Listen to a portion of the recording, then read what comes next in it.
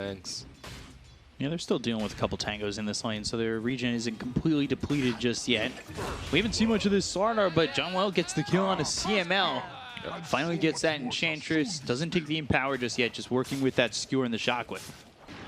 They want CTM. Shank's coming around. But he goes north! Oh!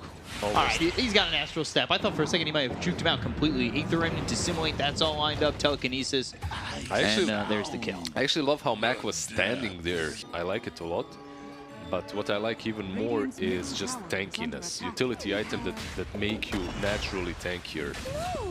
And I think as CML dives to CTM, I think you kind of have that from the off lane. What we're not seeing from these lineups is just like the options to have these heroes do certain things. Mid, Phantom Assassin getting blown up by that Fable. They go to the epicenter. It's doing a lot of damage. They finally take out CML. They look over at Mac. They'll get two. Shank's now in the Sandstorm. But I don't know if they quite care. They might look for him. They don't have detection, but he walks out. He walks out right next to them, and that gives Yopaj the double. Yeah, they just put the sentry down. So John Well just... yeah. So I'm just looking at what we've seen Sand King with. Neon played it with the off-lane Mirana. He's might just die here. Trying to run Moonlight Shadow, but they've got the vision with the dust. They'll take out this Magnus.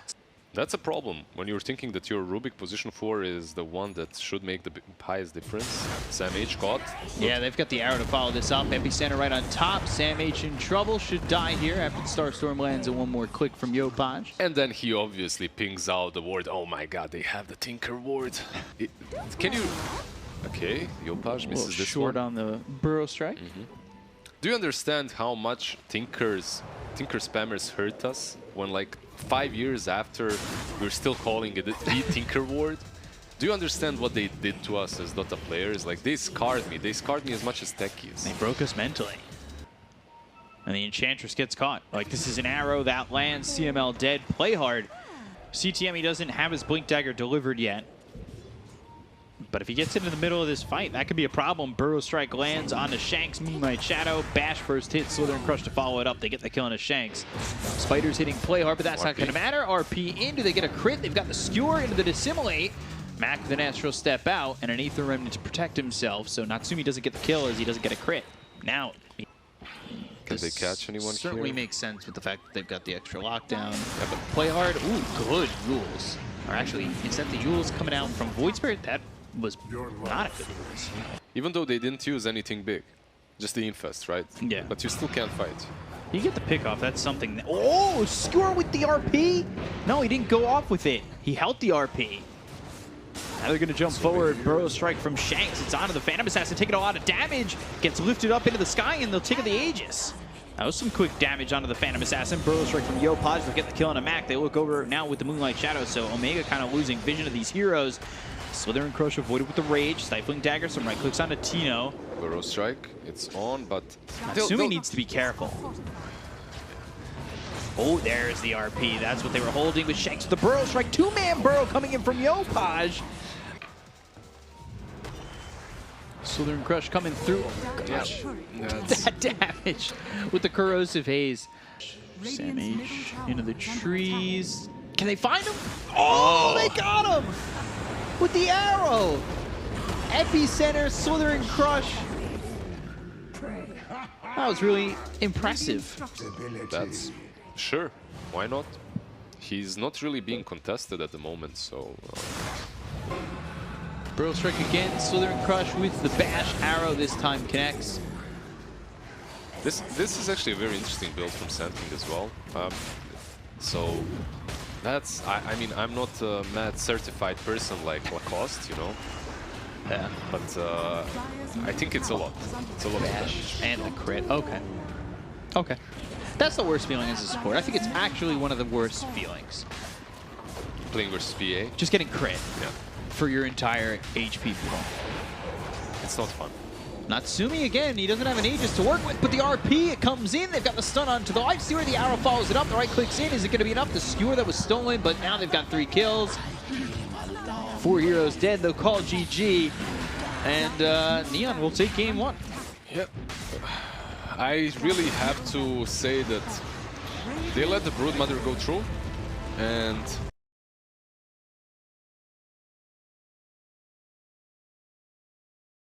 arrow will make the difference. They are setting up the stun into... Oh, They missed the arrow. That can't happen because now CML, he might be the one who dies. They'll chase with the Inkswell. Not sure he's got the damage, but the silence stops the stun on the Yopaj. Waveform, first blood there for Play Hard. Yopaj, oh, not getting saved. It was all the next level play. We are just not hard camp here, and the Ancients. Yeah, you need to give a little bit more to the Ember. Ooh, they find the duel. Phantom's Embrace, tether over. They've got the win. Shanks getting caught. Inkswell lands onto the Ogre. They've got Tiny on the high ground. Avalanche, I'm not sure that saves them. Stroke of Fate for the slow. They've got 3 heroes here to output that damage, and eventually CML. He's a big boy. Should die. Yeah, overwhelming odds. He's a big boy, but there's way too much damage. And Dragon Knight, the Tiny, the Morphling, none of these heroes like Vessel of fight. They really want to go in on Natsumi, but they've got the tether, and now arrow doesn't land. Rocket Barrage, I thought maybe that would be enough damage. Ember is here though. Sleight of Fist, Searing Chains, and DK getting low. Eventually, Sam H does die. Max made the rotation, but not getting anything out of it. Scam, he's rotating. Yopaj as well. They might be able to kill him still. Searing Chains, they're looking to get this. Press the attack. Good adaptive strike. The silence comes in a little bit too late, but the Inkswell lands on 2. Now they've got the duel. They'll get both kills.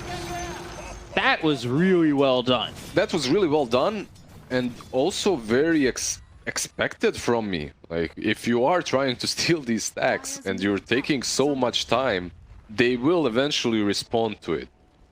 So you took pretty much one big creep. You farmed one camp, literally. And you died for that. So yeah. It's definitely not worth it. I guess the only thing I'm worried about, Avalanche toss here onto Natsumi. Leap in, Starstorm, still gonna die. Denwell couldn't do enough, but Shanks is dead in return. They also get the 2-1 tower in the bottom lane. Did they do anything else? Tino, perhaps? They're looking for Tino. They want this Inkswell to land, but just off the mark, and Max come over. There is a lot of heroes here for Smart Omega. Searing Chains, now back the other way. Stroke of Fate lands on 2. They're getting out because Tiny is reconnecting, and he has a blink. Lynch, and the toss, Soulbind, and the damage just too much for Yopaj to handle. 4 heroes here. They've got the duel on a multiple heroes. Do they have the damage with the Rocket Barrage? Yes, they do! Did he get the double? Or no, he got one double. Got one. Yeah, he got one, but they killed both of them. Yeah, this is a really big one, especially with this double damage. They could really make some big work happen if they catch Tino, especially. Oh, Searing Chains don't land, but they got a Soulbind on a 2. Now they're going to go for this. Homing Missile coming out. Avalanche toss. Tino dead. Waveform in. Mac, that's a risky position, a risky proposition, and they're going to get the kill here on the Mac. Take out all 3 cores. And they lose nothing. Yeah, they want more. That was not really a risky position for Neon, and Ogre with his Ignite and Ignition definitely did not save. I haven't seen anybody come in from the Dire Triangle just yet. No catch vision is CML here. They see CML now. He's trying to D-ward, as a good support should do. Sleight of Fist, Searing Chains, looking for the Inkswell. Phantom's Embrace, no stun for you, no ignition either. And there will be a kill onto the Ogre. You again have 4 kills against 14. It's unacceptable. Problem is, if this goes wrong too, it really turns poor and sour. Inkswell, press the attack. They've got the duel. Now they're going up top. They're trying to get the kill out on Natsumi in the top lane. E-Blade is the damage there with the IO. Oh, Homing Missile coming in and he relocates out. I'm actually sad for Omega, a biased caster, because they made the proper move. It just did not work for them. Well played by IO and the Gyro. They relocate out and they relocate back in. Now they're back in. They've got help. Searing Chains, that lands onto the Mirana. The Spirits will show them where the Mirana is. CML, Shanks, they both fall. 3 heroes dead on the side of Smart Omega. All they had to do is just save 1 stun for the reload. That's such a basic thing to do. They probably thought that they had enough damage. Didn't. Soulbind, uh-oh, catching this morph. And they've got the kill on the Shanks. They'll look for the Morphling. They've got the duel. They'll take out Mac. Back-to-back deaths. Triple kill Yopaj, and this is just falling apart. 3 do something similar. Hopefully, Morphling survives, but being caught again. God, he's being caught one more time. Press the attack. Moonlight Shadow, is that it? Oh my God, Yopaj got the kill even, and well now, Tino, he's dusted, he's dueled, he's dead. That's 11k, 21 minutes in. Curse continues. Vessel was such an amazing build from Ember this game. This Kai and Sanj afterwards, it's nice, but it's not a game changer. The Vessel is really what made them tick. The moment they got it, and it's such a cheap item that activates the team, the moment they got it, they took full control of the map. Right. Instant smoke afterwards. Meanwhile, I feel like Omega did not use their timings properly. The Blink Dagger on the Tiny, they didn't utilize it with any smokes. They just kind of tried to bully themselves into the map. Spear Vessel onto the Ogre. They are going to kill off this Ogre, stay on the high ground. Glyph is out while the creeps come up. Side of Fist Searing Chains once again looking for the homing missile. They dive him. You have really Aegis, right? So you don't have to run away. You can just stay here. Also, is he complete? Avalanche. Toss under the tier 3, but they've got the BKB, and they'll take Aegis. He popped his BKB though.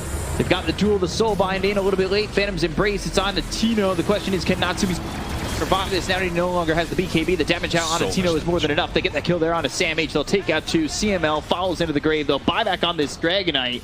This tier 3 set to fall. Demolition starts now. And I don't know how you fight into this. Maybe they'll continue fighting after this site has fallen. Oh, Dragonite. Avoiding the arrow. Sam H. He's dead 120. He just bought back. He's dead for 71.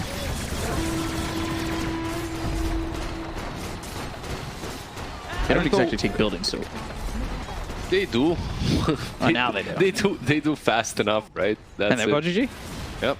When it's time to call it, like Lacoste says, it's time to call it. It's time to call it. Or should I use Black's GG? You can do either. You can do both. When it's time to GG, it's time to GG.